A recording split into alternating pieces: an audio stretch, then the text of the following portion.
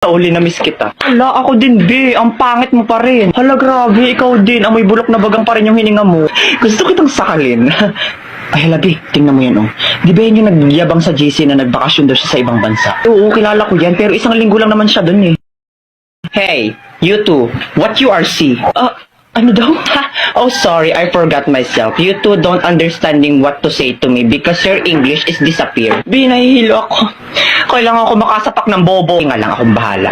Hoy, ang kapal ang mukha nito, pa English ka pa, ay mali-mali rin naman sinasabi mo. Saka isang linggo ka lang naman nagstay sa ibang bansa, pa ganyan-ganyan ka na, ay mukha ka pa rin naman talangka. What?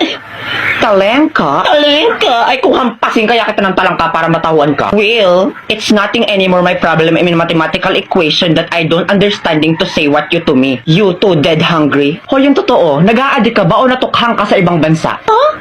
Why is me going to be addict? Don't you know that I'm smarter than the teacher of international in the Philippines? Like, duh, my average is 99.99% of germs. Matalino ka? Ay, anong magagawa mo pag sinikmuraan kita mismo dito? Go try, I am not afraid anymore. I will go sumbong you to my bodyguard. Bayaan mo na yung besi, tara na. Ewers, mga loser, you can't even talk English to me. Ay, wait, papatulang ko to. You little bulwak na inidoro, you're making me irritate to the functionality of my brain that can sampal you little bigger booger that the size of your booger is 200% km/h with bacteria. Now B, it's your turn. Let me be the one to finish these cockroaches. Yeah, period. Galing mo talaga.